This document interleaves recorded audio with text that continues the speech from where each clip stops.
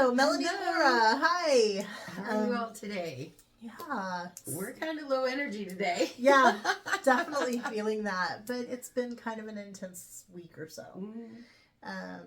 So we kind of wanted to talk about boundaries today. Yeah.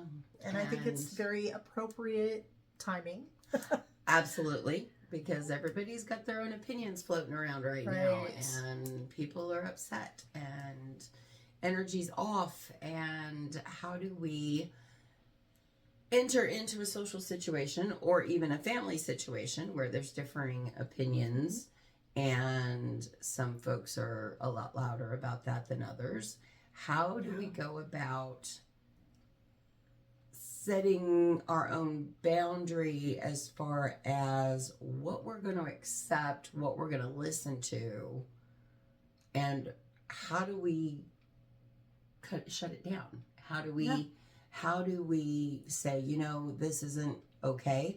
I personally plan when I have family over for Thanksgiving to make the disclaimer when people come in the door. We're not doing political discussion. We're not going to talk about politics. We're not going to, do any of that. But my family knows that I'm mouthy like that, and So take it in stride. You've set the precedent already. Right, I've already set the precedent. There are certain things that you find acceptable and certain things you don't. Now, I do want to point out, boundaries are about recognizing where you end and that other person begins. Right. And so it's not always about you have to toe the line that I set, but sometimes this is what I will tolerate and what I won't. And if you cross that line, then this is how I'm going to respond. Right. I was. It's not so much about and I'm not saying that you said this, but a lot of people think, well, they won't honor my boundaries, so how do I make them? You don't. Right, you don't. See, that's what I struggled with. That's what I struggled with setting boundaries is, well, I can set a boundary and they walk all over my boundary. Yeah. Well, that's because in precedent setting, as we're talking about, I let them. Yeah. And they know that, okay, well, she set a boundary, but that's not really a firm boundary. So if I push against it a little bit, they're just going to cave. Mm-hmm. So I really struggled with, how do you set the boundary and not cave? Right. And one of the things that that I read or I saw, or it was something that just really hit me, was it's my job to set the boundary. It's not my job to make sure they follow the boundary. Right. It's my job to then follow through with the consequence of not having the boundary. Exactly. And again, really hard for me, because then I feel like a bitch. Then I feel like I'm not being understanding or I'm not caring or whatever when you set the boundary. And anyone out there who's a people pleaser, you're going to recognize that, because it is so hard for the people pleasers. Yeah. To set that boundary, because you feel like that. You feel like you're being a bitch. You feel like you're, not being understanding. Not being compassionate or understanding enough or you flexible You have to look out for you, but you can't force them to honor that boundary. So, for example, I have a friend who was dating someone, and he called me up one time and he goes, "Oh my God, she's driving me crazy." I'm like, okay, I don't know if I want to get in the middle of this. Right, but, right. I'm like, what's going on? And he says, well, you know how I feel about being late. I'm like, yeah, I know how you feel about that. He goes, she's late to everything. So we talked about it. I'm like making some suggestions. I'm like, you could try telling her it starts 15 minutes earlier than it does or something like that. And he goes, no, she's like an hour and a half late. Mm-hmm. And I said, okay, so here's what you do. It's not going to be about yelling at her or making sure she's on time, but saying, if you're at my house by X time, we can go together. Otherwise, you can meet me there. Right. And they're married now, so worked out. But it's not about begging, pleading, or threatening the other person. It is about, this is how I'm going to respond if you can't meet this boundary. And sometimes that means removing yourself. What about a situation where there's something let's say you want to be in a relationship with this person. Okay. And you tell this person, okay, the relationship isn't going to move to the next step until your finances are squared away, or until this health issue you have is addressed, or this, that, or the other. And then the relationship progresses and you end up going to that next boundary, and those things have not been resolved. So what happens there, as far as what's a way to keep yourself from getting into that situation? You have to make absolutely sure when you set a boundary that you are willing to stick with it. It's kind of like grounding your kids. Yeah. It's like, I'm really excited about doing this fun thing with the kids, and then the kids get grounded, and I'm bummed because I can't go do the fun thing. Right. Right. So, okay. You have to make sure that if you set a boundary, you're willing to follow through. Okay. And if you're not willing to follow through, don't set the boundary. Right. Because what that does, if you're not willing to follow through, you've set the boundary and you break your own boundary, no one's going to respect your boundaries going forward. Absolutely. And then you deal with the frustration of, nobody respects me. Nobody respects my boundaries. I'm talking to the wind. It doesn't make any difference if I say, no, you're going to go ahead and do whatever you want to do. You know, and we always think about boundaries as something that, you set for other people, but sometimes you set boundaries for yourself too. Once I made that shift, it was easier. Once I started looking at it as not necessarily parenting the other person, or setting the boundary to keep them safe, or setting the boundary to do this for them. When I started looking at it as setting a boundary for myself, yes, it made it easier to get clear on what the boundary was. Yeah. Because a lot of times it's hard to get clear on exactly what that boundary looks like. Right. It made it easier for me to be clear about the boundary, but it also made it easier for me to hold the boundary, because if I was being a bitch, I was being a bitch to me. I wasn't being a bitch to the other person, So there's and it's a lot healthier that way. Oh, and those of us that have been put in parental situations, either we've been parents for a really long time and we're in a relationship with someone, and then we automatically start slipping into that parenting role, or we have an authority type situation going on. We're setting a boundary for someone else. Yeah. You do fall into that trap of feeling like, well, I'm being a bitch, or I'm being unkind, or I'm, whatever it is that makes us give up that boundary, makes that boundary buckle. Right. Well, and I think, again, it sort of comes back to where you end and the other person begins. You're responsible for you, your feelings, your emotions, your responses. We can't control what the other person does. We're not responsible for their reactions, their emotions, their, whatever. We are responsible for ours. This ties into an issue that I have. Okay. The issue that I have is someone else's actions and behaviors will directly impact my world. If I have set a boundary for that individual, or I've set a boundary for myself that individual impacts, it makes it really hard for me to feel like I have to be responsible for me. Yeah. Because if I'm only responsible for me and they're responsible for them, and I'm being responsible and they're being irresponsible, well then, in order to keep my world from falling apart, I feel like I have to make sure that they're meeting their boundary. It's kind of like when you work on a project at school and you're on teams. My daughter hates working on teams because my daughter is a go-getter. She's all about the project. But then she gets paired up with people that aren't. She ends up doing all the work and ends up, frustrated, or ends up having to deal with a lower grade because she did A and C, but the other person didn't do B and D. And so how do you navigate that?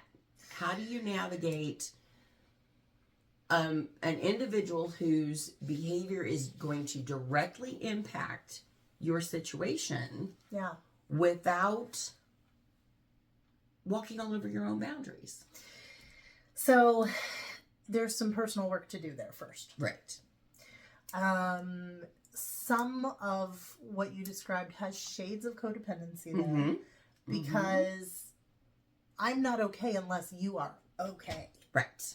Right. I can't settle unless you are settled. And that oftentimes you can tell when you're kind of getting there, because like, well, you'll have a conversation with someone and then you'll be like, are you okay? Like, is what I'm saying upsetting you? And you're so worried about that, right? My standard response to that when someone says that to me is, I'll worry about my feelings. I'll let you know. Okay. But I'll worry about my feelings. You worry about yours. Okay. So there's work to be done around codependency, because ultimately you have to be okay with you. Right. Primarily. Right? Now, none of this is something that, I want to rephrase that. All of this is something that could be used in a detrimental way. Mm-hmm. Okay. And there are people who do. I don't know if any of you remember the whole Jonah Hill thing a year or two ago. I don't remember exactly when it was. But what he was like, oh, I'm just setting boundaries. No, what he was doing was demanding a behavior from someone where there was already an understanding, and he changed the rules and he demanded a behavior rather than saying, I'm not good with this anymore, and so I need to exit. Right. And so that's, kind of some of the differences there. Now, so as far as I think what a lot of people run into, and I know I personally have run into, is, well, crap. That means I'm going to have to make some major changes in my entire life structure once I start setting these boundaries. Yeah. And, eventually that ends up turning out to be a good thing. But those first steps can feel very uncomfortable. So scary. Yeah. Those first steps are very uncomfortable, as far as, okay, if this doesn't change, then I need to go. Right. But you don't really want to go. You really want the other person to change. Mm-hmm. And that's where that whole cycle comes in, is... Right. Excuse me. And I think it's important to remember that sometimes love's not enough. Oh, absolutely. Sometimes. Absolutely. There's a whole lot more that needs to be going on in a relationship besides just, I love you. As Because as a lot of us know, most of us learned I love you in a really dysfunctional way. Yeah. Most of us who are attracted to people that aren't good for us are attracted to those people who aren't good for us because they feel like home. Right. So setting boundaries when you're already struggling with your own autonomy, when you're already struggling with your own codependent behaviors. I was so proud of myself that I had put so many codependent behaviors in the rearview mirror. Mm-hmm. And then I hooked up with someone who was terribly codependent, and I started backsliding because they couldn't meet me where I was. And I was so desperate to try to connect with this individual that I just kept dropping lower and lower and lower in my communication. And one day woke up and realized, well, crap, all that work I did, I just blew out the window, because now I'm functioning in a codependent way again. One of the best things I ever heard in a counseling session that I was conducting was this person came in and said, I realized that this person I was hanging out with was triggering my insecure attachment. Mm-hmm. And I was like, oh my God, self-awareness. Yay! I love this. It's so fantastic, you know? Yeah. But people who are not at the level of healed that you are, or that you are striving for, that aren't working on themselves, can absolutely trigger some of those old things. Yeah. Codependent No More is kind of the book that a lot of times we recommend for someone who's struggling with the codependent behaviors. But I found this one and I really freaking like it. The Making and Remaking of a Codependent Mind. Oh, I like that title. Brian Birdbell. And it's really, really good. It gives a lot of like... did you show it? And I did not. I use a lot of individual examples and stuff like that, and it's really pretty good. And it's not like a terrible thick book. No, it's pretty thin. It's not. Right, it's a right. relatively easy read. Codependent No More really focuses on the AA type of aspect of things, and so I don't generally recommend that one anymore. But that one, and then another one for today that I would recommend, and I don't know where my copy is, otherwise I'd show it. But it's Unfuck Your Boundaries by Faith Harper. I like that. Love her. I love that. She's all about boundaries, and so it kind of helps you sort through and figure out where are your boundaries, how do you apply them. Right. Now, I will say the one thing I that you were talking about a little while ago that I didn't respond to or address was like, okay, like your daughter with the group projects. Right. There's a couple different things to take into consideration. Number one, some teachers use that as a method to help a student recognize you don't have to be perfect, and sometimes you're going to be in group sessions where you're relying on that other person to pull their weight, and it's not going to happen. Your daughter, on the other hand, will either, like, she can meet that person where they are and perform to the same level. Struggle to do that. Struggle to do that. Right. Or she can go to the teacher and she can say, I really struggle with group work. Sometimes the teacher will make an exception, but sometimes they'll like, you know what, I'll give you some extra credit. Right. Or something like that. Sometimes and she's really good for advocating for herself like that. Yeah. Because, the first time she came to me about it, I said, go talk to the teacher. Mm-hmm. You have the documentation to show this is the work that you did. Right. This is, if there are holes in the project, they're not your holes. Right. Stand up for yourself when it comes to that. Right. I'm not a fan of group projects or making other students responsible for another student. Right. The fact that it impacts her grade is what makes her nuts. And that I can see playing out in my relationship issues in that I want to be an A student. Yeah. I want to be an A student. I bring my A game. I want to communicate. I want to work it out. I want to do what needs to be done. But I have a teammate that's okay being a D student. Mm-hmm. Has no problem being a D student. I'm a D student. Deal with it. Live with it. Yeah. It's really hard to set boundaries in a situation like that. Yeah. Because I feel like if I set that boundary, I'm going to be a C student. It's like I'm going to have to accept that this individual is not going to meet me where I'm at. Yeah. But then I can't meet them where they're at without it being detrimental to myself. And sometimes that comes down to I have done what I can. Yep. And recognizing that you did your part. Mm-hmm. And if things didn't go the way you wanted them to, there are certain things that are beyond our control. Right. Right. And that is so hard, particularly... Which is a problem for those of us that tend to be control freaks. Overachievers and all that. Yeah, it's hard to let go of those reins. Mm-hmm. But it is also very important because that impacts our relationships as well. Not just in group projects, but that impacts our... familial relationships, with our parents, with our kids. All of it. Yeah. Because, our partners, they're not there to be parented. Can you imagine how Dennis would be if I was trying to parent him? He'd say, "You're not my mama." Oh, I think it'd be a little stronger than that, actually. But, you're there for partnership, not for parenting, not to caretake. Right.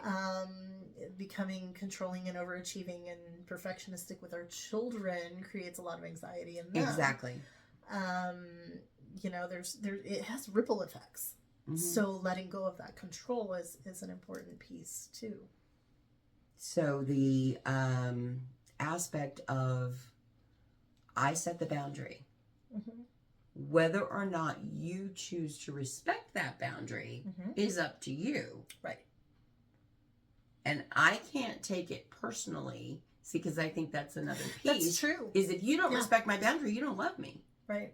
And then you spiral into this whole negative feelings and emotions about, you don't love me. If you love me, you would care about my boundary. Mm-hmm. but you don't care about my boundary, so you don't love me. And then my entire system of belief starts to collapse because I thought this person loved me. Right. Well, this person may actually love you, but have no idea how to respect a boundary, or no idea what that looks like because it's never been modeled for them before. It might also be that they have a different understanding of the situation. Exactly where I was going. Okay, sorry. No, you're good. You're good. But they might have a totally different understanding of the situation and just kind of like not know how to talk about it, and you know, you're just operating from totally different places. Mm-hmm. And without discussing it, you're never going to be able to understand. Right. There's also a personality type who balks against boundaries simply for the fact that someone told them something they have to do.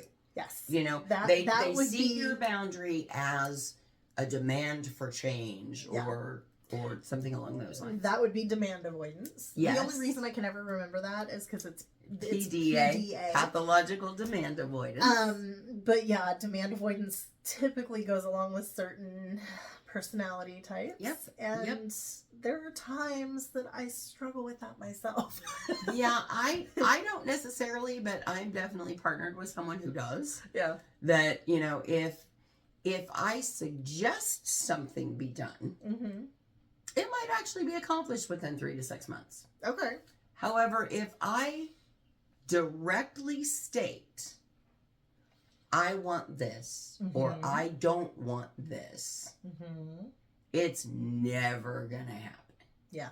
It's almost like if I set a boundary with this individual, we're gonna poke at that boundary. We're gonna say, really, really, really? Or it's gonna turn into a conflict because I'm trying to control them. Yeah. So it's like it puts me in a no-win situation. So I choose not to put myself in that situation.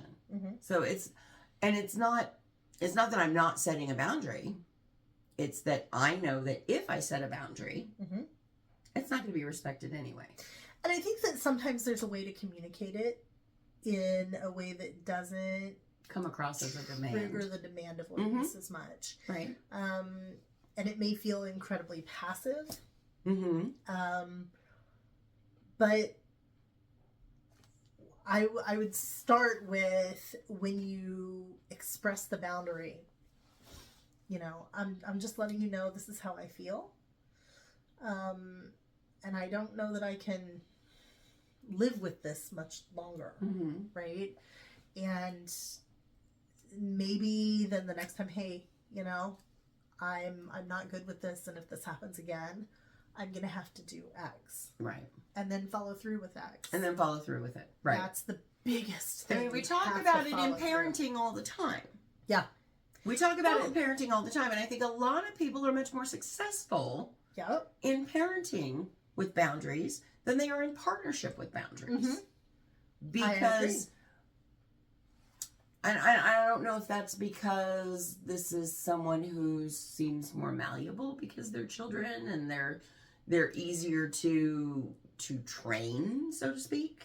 I hate using that term, but when you're dealing with an adult who's already established with their own behaviors and their own responses, and you want them to be an adult as well, right? But they're not adulting to the level that you're adulting, then you backslide into this parenting role, or you backslide into this codependent, passive-aggressive BS that you're working really hard to get out of. Right. Where's the piece that you can hold on to help you stay firm in those boundaries?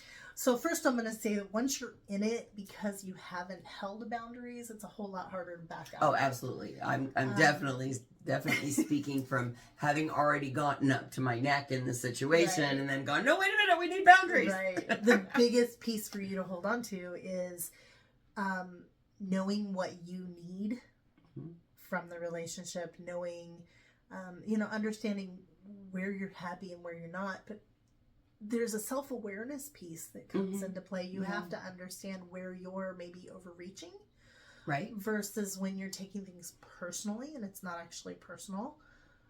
And then weighing all of that with what you need out of the relationship. Okay. Okay. Yeah.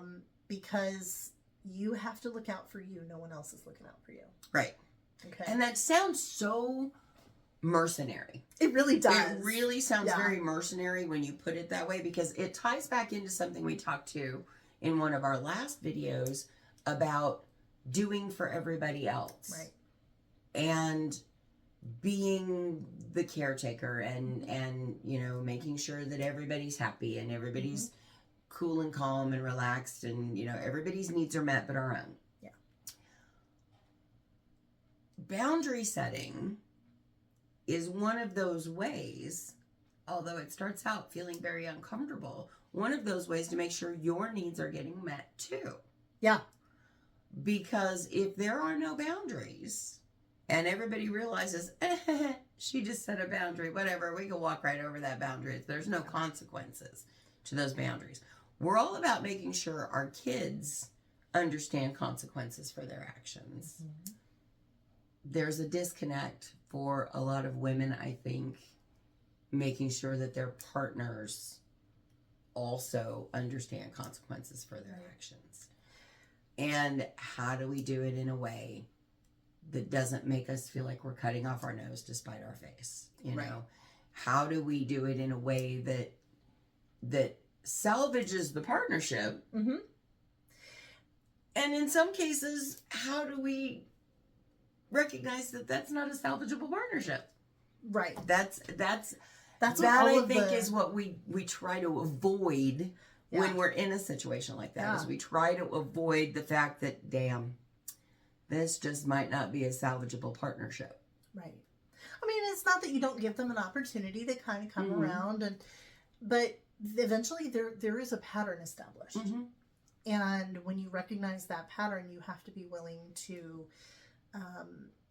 address that pattern, whether it's with them or with you. If you've already addressed it with them, that has not changed. They're telling you what's important to you, to them. That's right. One of the best sayings, the little adages that I use about boundaries, are the people who get upset with you setting a boundary Are the ones who are benefited. benefiting from it. Yeah, they're the ones who Okay. benefited from you having no boundaries. They might be benefiting in the way of, well, I can do whatever I want. I don't have to think about someone else. They might be benefiting in some other way, but there's a benefit. And in a lot of cases, what I've recognized, because there have been other relationships, just not my partnership relationship, but other relationships in my life where I've set boundaries. And what I've discovered is what they're getting out of it is a partner in their own codependent dance. Yes. And once I stopped matching their steps, once I started saying, no, we're not doing this anymore, we're not relating like this anymore, Yeah. they escalate.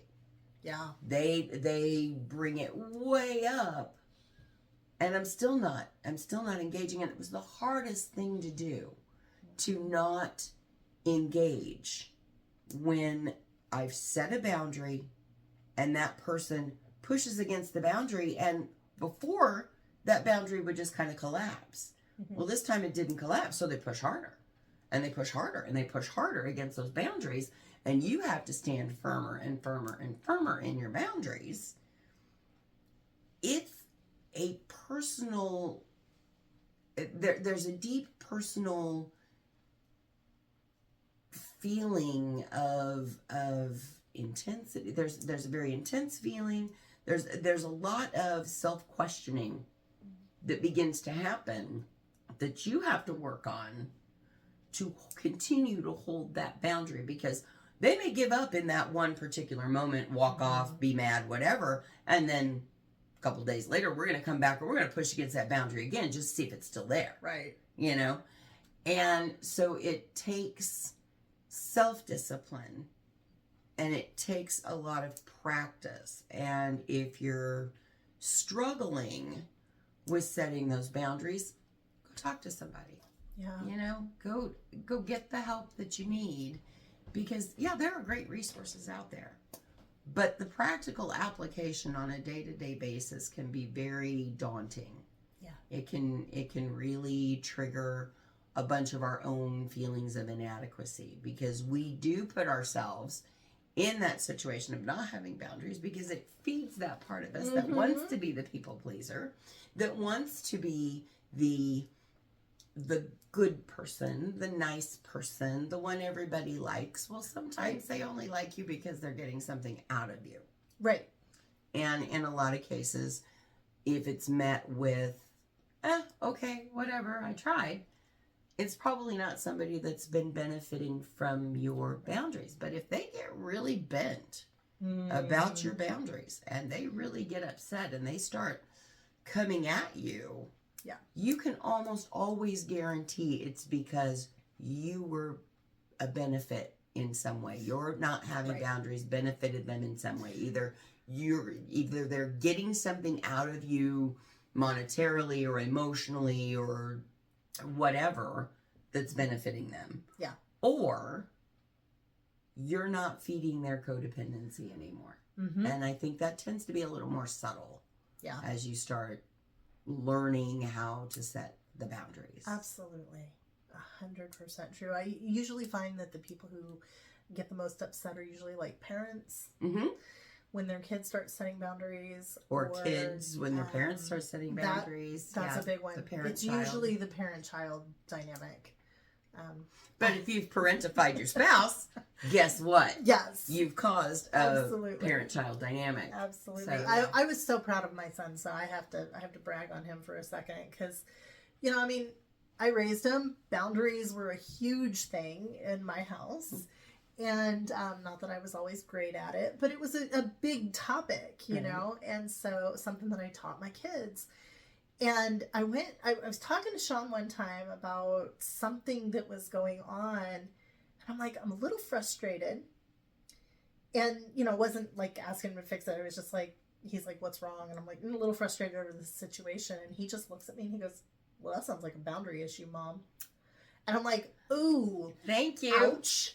Thank you. So, my son's learning and he called me out on it. Yes. So it's like, okay, I'm proud of him. That's pretty awesome. Good job. So, you know, I loved that. But so that's kind of our intro to boundaries, because I'm sure this is we're something going to come back to it. Yeah, we will. This is something that I deal with. It is the basis of my work. You know, just about everybody that I talk to in the counseling room, there's some kind of boundary issue. Right. And I definitely see where if it's not something that's firmly established for you, that it can lead to and feed into a bunch of the other psychological, emotional issues. Yeah. Looking at it from a spiritual standpoint, or I used the word quite a bit in one of our other videos about sovereignty. And being your own sovereign being. When you allow other people to walk all over your boundaries, it not only puts you in interpersonal situations that are difficult to navigate, it also does something to your own spirit. It also does something to your own feelings of value and your own feelings of self-worth. So it's not just, how do we learn how to set boundaries to be a good person in relationship with other people? Right. How do we learn to set boundaries to be in good relationship with yourself? Yeah, that is an excellent point. And that's a piece that we're going to explore. Excellent point. I love that. All right. Well, we will see you soon. Please leave comments if there's questions, if there's stuff you want us to follow through with. Please let us know. All right. Bye, guys.